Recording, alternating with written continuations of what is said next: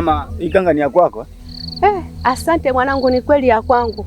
Yaani hata sijui nilikoidondoshia ni wapi. Maana hii kanga ina hela mwanangu. Nilikuwa naenda kijiji cha 3 huko kumwangalia mwanangu. Kuna mwanangu amelazwa huko hospitalini. Nilikuwa nataka tena mna hela huko, ndo nauli baba nilikuwa nataka kutumia kwenda huko. Yaani Mungu tu akubariki babangu. Sawa mama, usiwe na wasiwasi. Asante sana. Yaani namshukuru Mungu. Mungu azidi kukuzidishia mwanangu. Sawa mama. Haya. Haya bwana.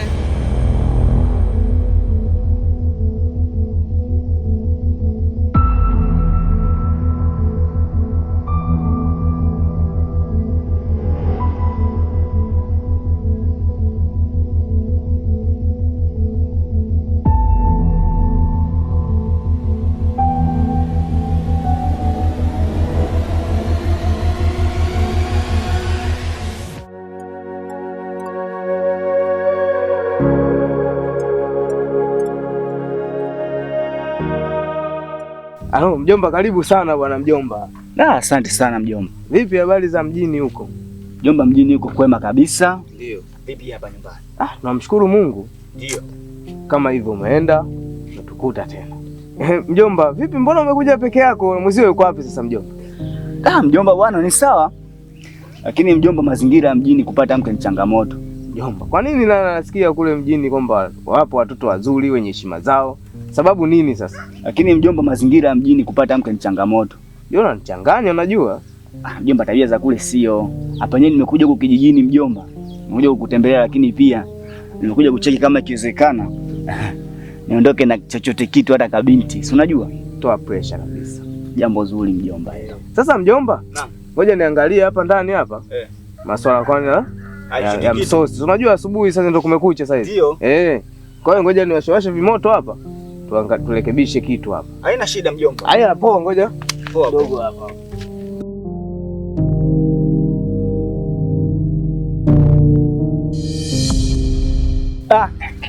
Bwana vipi ndugu yangu? Salama. Kwema kabisa. Kwema mwanangu, niambie. Bwana safi. Ndio. Ndugu yangu, sema jijini huko umenenepa, yani umerudi umenawili. Yaani kapuu wako kamichongoka, unaweza kusema wazungu hivi. Amna bwana. Mjini kumekupendeza kweli. Sisi bwana wewe tupo kijijini hapa. Katikati hapa tunahangaika na masuala ya masoko ya mbazi haya, bei zilishuka, lakini ndio hivyo tunapambana. Tunashukuru Mungu kidogo wiki hii mambo yanaendelea vizuri.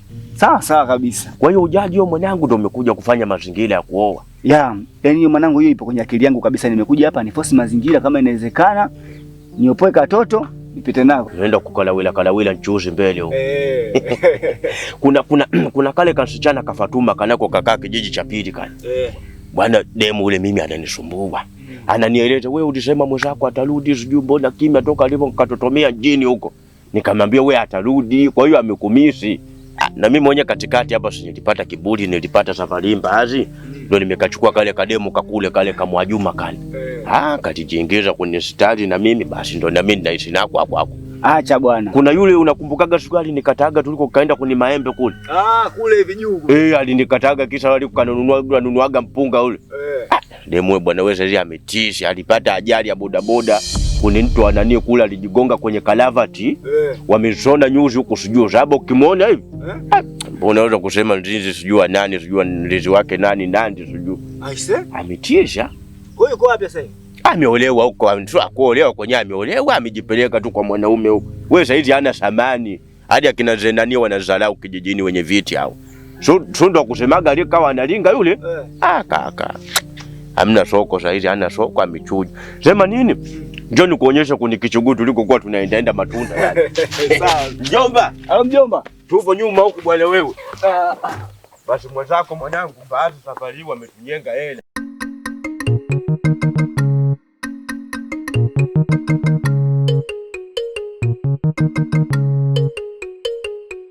Kamevunda vipi? Mbona siku hizi huonekani? Umekuwa adimu, yani unalinga kama nini? Fatuma na yeye. Siku ngapi hizi unaniona niko na mgeni hapa? Huyu shoga yangu. Yaani si toka kitambo hicho hajaenda mjini mimi shoga yangu, yani si mashoga. Yani ninamaanisha rafiki yangu. Tumecheza wote kwenye kijiji hichi, tumesoma wote. Sasa alikuwa ameenda mjini huko. Wewe amerudi, ndio maana siku mbili hamjaniona ninaleta nchicha wala pitiku. wala hata nyanya chungu kuleta nyumbani huko, na siku mbili tufanye biashara ya kuzungusha mboga. Sasa hivi unalinga mchicha wako utuletei, unalinga nako kabostani kako kisa tushaanza kukongisha ungisha. Na mchicha wenyewe siku ngapi nilivyoenda kuangalia kwa nikakuta panzi. Wamepandia mchicha, wametoboana. Na ndio maana sikutembeza siku mbili tatu hizo. Naona mnakwenda kisimani. Mimi nipo na mgeni na nitembeza kwanza aone mazingira ya kijiji chetu kwanza. Pengine anaweza akajitolea kwa sababu bwana wewe, mimi mjini kule nina hela. Nataka nitie lami barabara hizi, maana madiwani wenyewe ndio hivyo. Wamekaa tu. Mambo zenu? Poa. Sawa. Karibu kaka. Haya bwana, si tupo. Wende. Mbona kuanza kutamani? Hamna.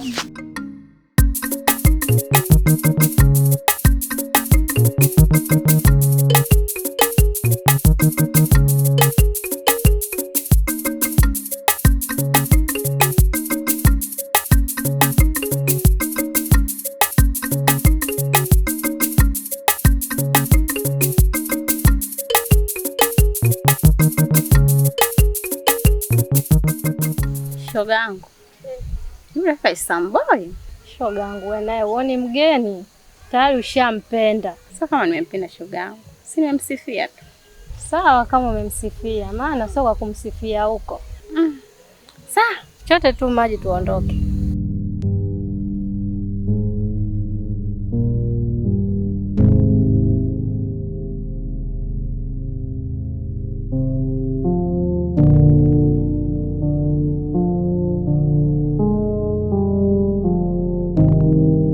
Weka mevunda.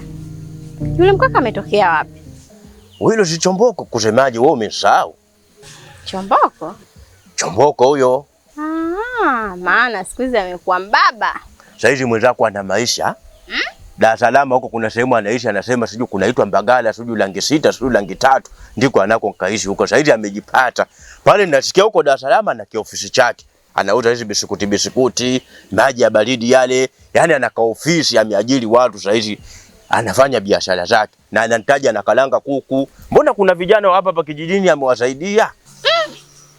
Anaonekana. Maana wewe Fatuma, na wewe mate ameshakaanza kukudondoka, umemuelewa? Hapana. Kama umemuelewa unasema. Sisi wengine nani wajumbe wauawe, hatuna kazi kijijini hapa, hatujasoma. Vibarua pepe kwenda kupeleka taarifa kurudisha. Mbona chapu tu? Mimi nataka niongee naye tu. Wewe tulia. Mimi nitaenda kuzungumza naye. Kwa sababu siku zote mwanaume akiitwa na mwanamke hajawahi kukataa hata siku moja. Ila nyinyi wanawake mkiitaga ndio mnaleta mapozi. Ila mwanaume mimi nitaenda kumweleza, bwana wewe Fatuma ana maongezi na wewe. Mimi nitawapeleka hata darajani kule mkazungumuzie kule. Sehemu ya kutulia. Sawa. Yaani Fatuma hapo moyo ameshindwa kusikilia. Jamani. Kumbe ukienda mjini ukirudi unaheshimika. Mimi ngoja siku nikiuza mbaazi zile nataka niende mpaka Mbezi, alafu ninarudi nanunua nguo mbili, alafu ninarudi hapa. Na mimi mbona nitawapata tu wasichana hapa.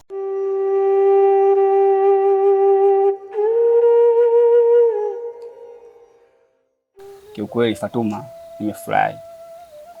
Yaani tuseme moyo wangu umepata hitaji lake. Umenielewa? Yaani kifupi sina cha kusema, na nikuahidi kitu kimoja.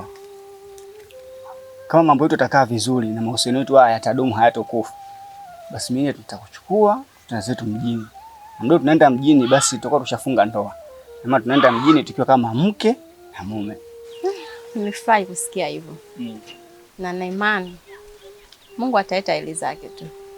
Tutakuwa pamoja. Basi sawa Feti, mimi nadhani hapo hakuna kipengele. Ni swala tu la kumuomba Mungu ajalie kusitokee matatizo yoyote, ili jambo letu liweze kwenda vizuri.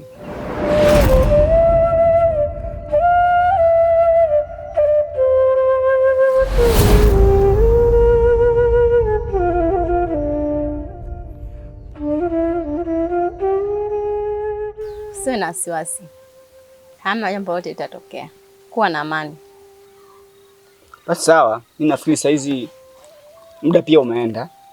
Tutaonana kesho, kama nikikumisi basi nitamtuma jamaa wangu kama Mevunda, atakuja kukusikia.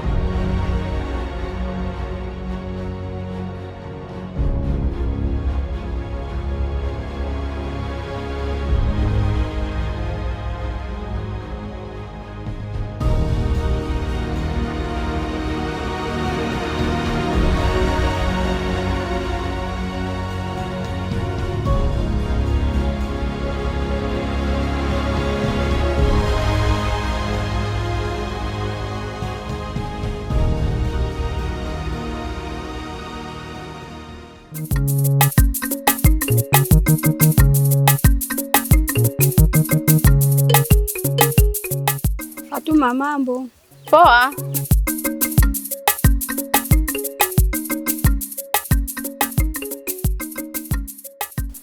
Yaani naomba bibi yake akose kuja kutoa sadaka ili tumtoe mjukuu wake. Aonekana anampenda sana mjukuu wake. Apenda kula nyama za wanzie, za kwake hazitaki. Lazima tumkazie tu. Shoga yangu hivyo hivyo. Mwenyewe nilikuwa nawaza hivyo hivyo. Shoga yangu hadi hapo umepiga. Hiyo nao neno. Halo.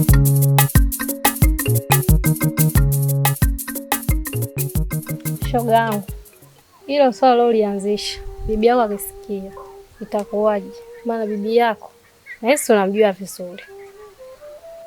Na imani hana shida. Mimi sasa nishakuwa mtu mzima, nahitaji kuwa na mji wangu. Sawa shoga yangu, maana mimi mwenzako nakushauri tu. Sije ukawa tena baadaye shoga yangu sijui nini, lawama tena. Ondoa wasiwasi shoga yangu. Basi sawa, maana mimi nimekuita hapa shoga yangu ili msindikize hapo kwenye kuni. Basi sawa.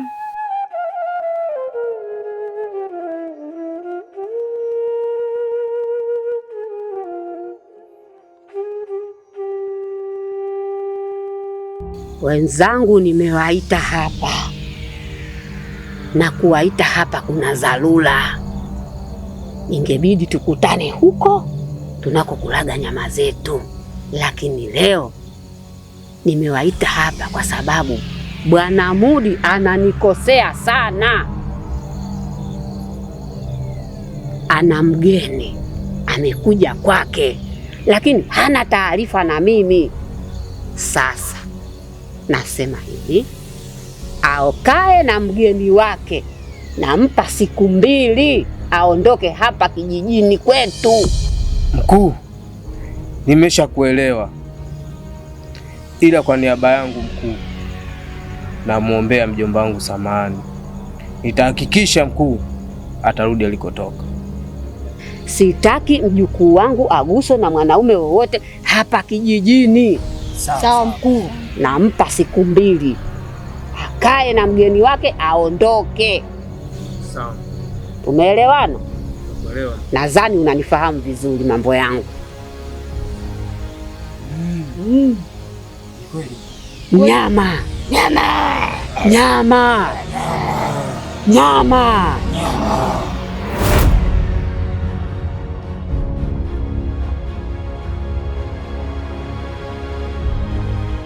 Sasa mjomba, mimi ningependa sana mjomba urudi kwanza mjini. Rudi mjini mjomba? Mjomba, mbona imekuwa ghafla sana mjomba? Hapana, sio ghafla. Mimi nataka kuondoka kidogo na hapa kijijini kwetu. Napajua mazingira yetu. Na wewe vile bado mgeni, mjomba utapata shida sana. Mjomba, ungerudi kwanza mjini, mimi niende safari, nikisharudi basi nakupigia simu, nakuja mjomba. Basi kama kwako. Labda mjomba nikutoe hofu. Mimi kwa kijiji hichi sasa hivi ni kama mwenyeji. Na kama unavyojua na rafiki yangu Kamevunda yule. Maana kama akija hapa utakuwa umeondoka, basi nitakuwa kama ndugu yangu yule. Sawa, wewe una mwenyeji. Unasema kwamba una mwenyeji. Ila sasa nimeshakwambia hivi, mimi ndo mwenyeji wako mkubwa na mimi ndo ndugu yako. Ushanielewa? Yule ni rafiki tu. Wewe rudi kwanza mjini. Umenielewa? Rudi kwanza mjini, mimi niende, nitakaporudi nakwambia mjomba njoo. Kwani kuna ubaya gani? Mjomba nashindwa kukuelewa. Mbona kama kuna kitu nyuma ya pazia unanificha hapo mjomba? Nielewe kwanza ninavyokuambia. Mjomba, unajua unanipa wakati mgumu sana mjomba katika swala la kurudi mjini ghafla hivi. Sasa kingine ni hivi. Umesikia mjomba? Achana na mjukuu wa Bibi Msekwa. Kwa ina maana mjomba kuzunguka kote huko kutaka nirudi mjini, shida ni huyu mjukuu wa Bibi Msekwa. Ndio hivyo. Lakini mjomba mimi sijaishi naye. Mimi ni rafiki yangu. Sawa. Mimi hapa ndo ninakoishi. Kwa maana mimi najua nini kinachozunguka katika hichi kijiji. Sawa mjomba, nimekuelewa. Kwa ina maana nikiachana naye sasa mjini sirudi. Naendelea kukaa hapa au nirudi mjini? Wewe rudi mjini, lakini yule binti achana naye. Sawa mjomba.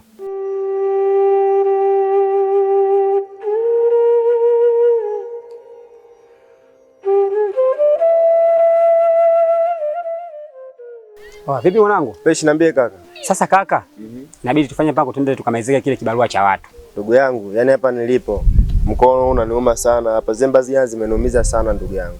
Sasa cha kufanya, wewe nipe mipanga niende nikamalizie ile kazi ya watu. Alafu baadaye tutaongea vizuri. Basi haina shida.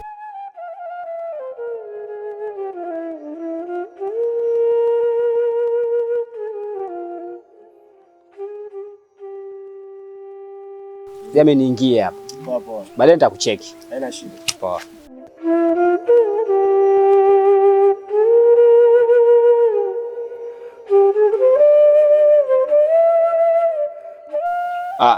Sawa, unajua nimekuelewa Rehema, lakini naona kama imekuwa ghafla sana. Kwa hiyo usiwe na wasiwasi, mimi swala lako nitalichukua na nitalifanyia kazi na pia nitakupa mrejesho wa majibu yako. Sawa, naomba jibu langu liwe zuri. Haina shida, wewe ondoa wasiwasi, ondoa shaka. Sawa.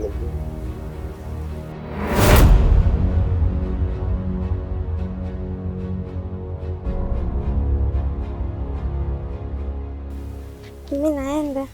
Sawa, haina shida. Sasa mjomba, au sasa ndo watu unakuwa tu unang'ang'ania na vitu ambavyo haviwezekani mjomba. Huyu ndo mwanamke sasa. Unajua mjomba, mimi sio vitu vyangu kabisa. Sasa mjomba ndo unaniforce. Yaani hivi mimi sio vitu vyangu. Mwenyewe unajua. Vitakuwa tu vitu vako mjomba. Sawa. Basi ya.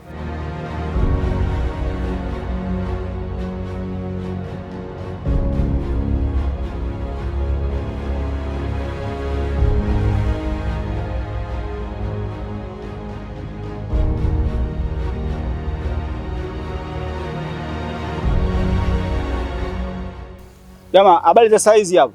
Salama. Kwema kabisa Kwema. Asante. Usi ndo Chomboko au toka mjini. Mjomba wake ndo alipo kikundi cha uchawi. Ile kikundi chetu tulikuwa naye. Kumbe ndo huyu. Afu mkaka anajisikia au unaonaje? Asa nani ni huyu? Hana lolote huyu. Alo, shoga ngoja nikupombea. Shoga tena mimi. Hapa umenifurahisha. Chomboko nilikuwa nimeongea naye, lakini sasa hivi naona ananikimbia. Wewe kama uliongea na Chomboko, Chomboko huyo nitafute, au akipata muda mkikutana atakujibu. Mimi sio wakala wa mapenzi. Kwa kama wewe ulishazungumza na Chomboko mwenyewe, mimi nadhani atakujibu mwenyewe. Sababu mimi mwenyewe sio kusema naamuka hapa kazi ya kushughulikia mapenzi ya watu. Mimi mwenyewe yangu yananishinda. Kuna muda nashindwa hata kumkala wile mke wangu huyo, mpenzi wangu. Kwa sababu ya masuala hayo. Wewe kwanza yeye alisemaje? Aliniambia atanipa jibu. Sasa wewe Saluma, mtu amesha akakueleza atakujibu. Alafu mahusiano sio masuala ya kuforce. Sasa ukisema wewe umeongea na Chomboko, mmetongozana na Chomboko, alafu jibu unakuja kuniulizia mimi kuhusu Chomboko. Tunaweza tukatoa nyimbo hapo audio ikaitwa Chomboko Chomboko. Sijui unanielewa? Wewe kama alikwambia atakujibu usikilizie mwenyewe. Yule sasa ametoka mjini bado ana mambo mengi kijijini hapa. Anawaza biashara zake mjini zinaendaje. Kwa ndio maana muda mwingine unakuta biashara labda mkutani. Lakini mimi nina imani atakujibu tu. Mimi nimefurahi kukuona. Maana nilikumisi. Lakini sasa mazingira hapa nyumbani sio salama. Unajua mjomba muda wote anaweza akaja hapa. Mimi nafikiri kama saizi ungeenda nyumbani, alafu baadaye tukutane hata pale kwa mshikaji wangu Kamevunda pale. Basi sawa, mimi mwenyewe nimefurahi kukuona. Kwa ndio hivyo ikifika jioni utanikuta pale kwa jamaa wangu Kamevunda pale. Fika pale ndo sehemu salama za tukaongea vizuri, maisha mengine yakaenda. Wakati ndani sawa. Kuna wali na mbaazi, vipi nikuletee? Ukija sasa kule kwa Kamevunda kule, njoo unacho chakula. Basi sawa. Jua nakupenda. Poa.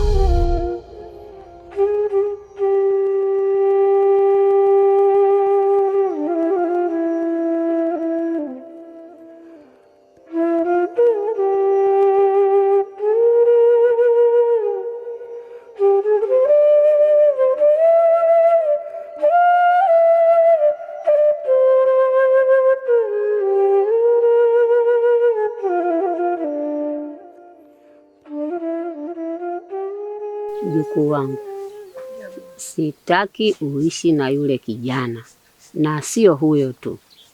Sitaki uishi na kijana wowote hapa kijijini. Na yafanya hayo kwa sababu isije ikatokea kama vile ilivyomtokea marehemu mama yako. Uishi hapa na kuzaa watoto kila mtu na baba yake, kitu ambacho ni kibaya. Unamwona mwenzako mbona amehangaika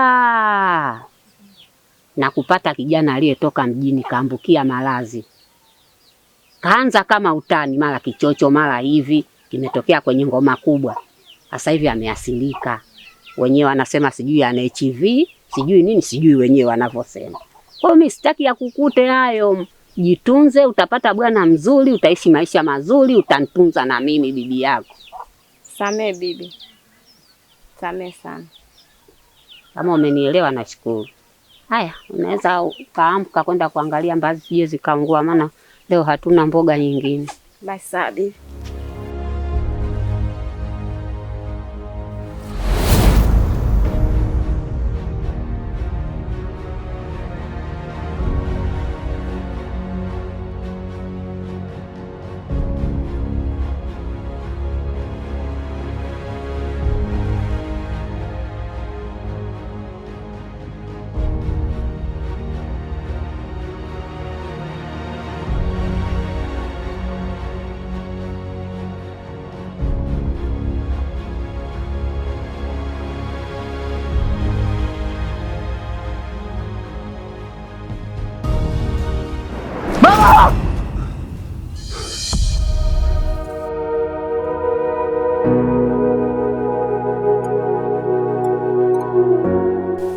Tomboko, vipi mwanangu?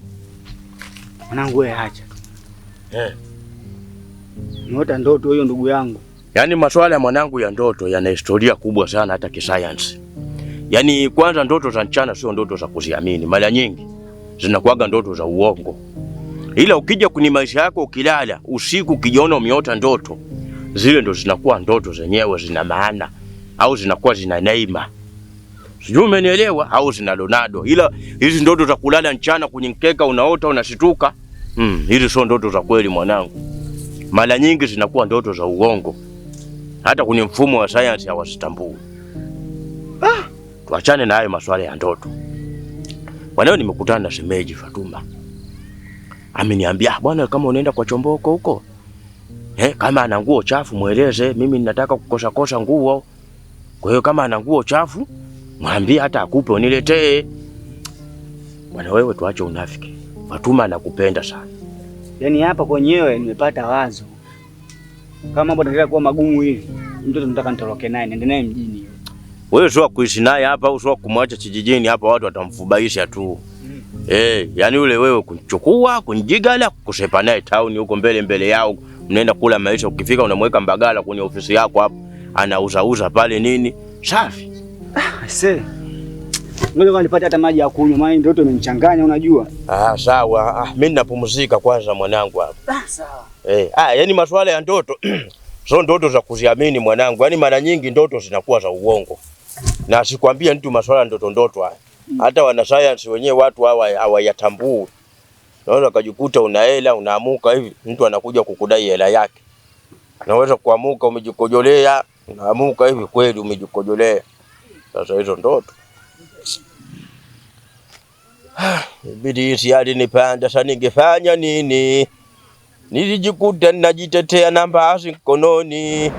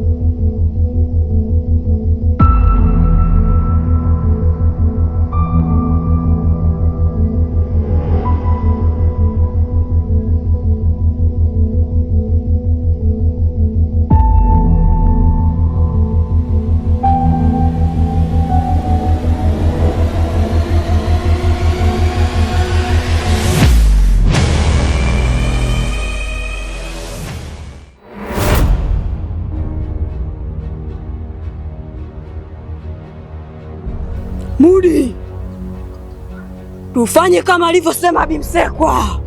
Ni kweli, na kingine tuzingatie muda.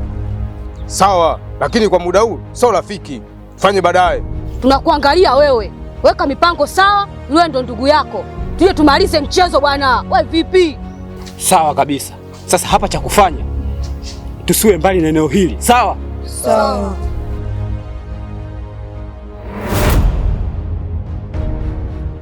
Yaani mwanangu, mimi nataka nikusaidie. Yaani mazingira uliokuwa nao mwanangu, yaani ninavyoyaangalia mimi hayana usalama kwako. Yaani utaona kwamba mimi ulinifanyia kitu kidogo sana mwanangu, lakini wewe siku ile ulinifanyia kitu kikubwa ambacho sitakisahau maishani mwangu. Yaani wewe ukipanda wema utavuna wema. Na sasa kwangu wewe ulipanda wema. Yaani ninavyokuangalia mazingira yako, hasa yule mjomba wako, yaani si mtu mzuri kwako. Ni mtu mbaya. Unajua mtu mbaya mwanangu? Yaani ni mbaya kweli kweli. Tena pamoja na kile chama chake. Kwa hiyo mwanangu, kwa wema ulionifanyia, nataka nikulipe sasa hivi. Yaani nitakufanyia kitu ambacho wewe mwenyewe hutoamini. Kwa hiyo mwanangu, ondoa wasiwasi kabisa. Mama, naomba unisaidie. Yaani mimi sina msaada mwingine zaidi yako wewe. Sawa, mimi nitakusaidia mwanangu.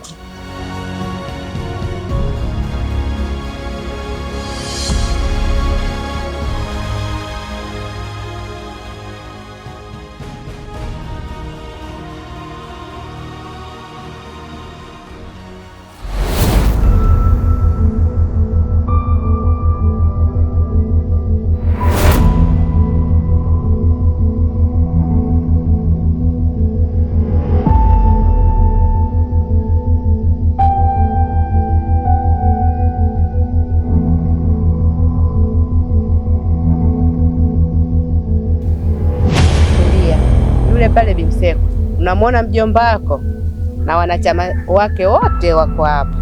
Sasa Bi Msekwa, wewe ulikuwa unaishi na mjukuu wake, na kitendo hicho alikuwa amekikataa kabisa, na ndio maana alikuwa anataka kukumaliza, akaenda kuomba msaada kwa wanachama wenzake. Hasa mjomba wako ndiye mbaya kabisa. Lakini kwa wema ulionifanyia, ndio maana nimekuja kukuokoa mwanangu kwenye janga kama hili. Mjomba wako ndio mzaliwa na mama yako. Muone watu walivyokuwa wabaya mwanangu duniani. Mjomba wako anataka kukumaliza kishirikiana na Bi Msekwa. Halafu mjukuu wangu sasa hivi yuko kwenye mikono salama. Mimi sio mchawi na wala sio mganga. Ila kazi hii mimi aliniachia bibi, alinielekeza kwamba ukiona kuna shida kama hiyo unafanya 1 2 3.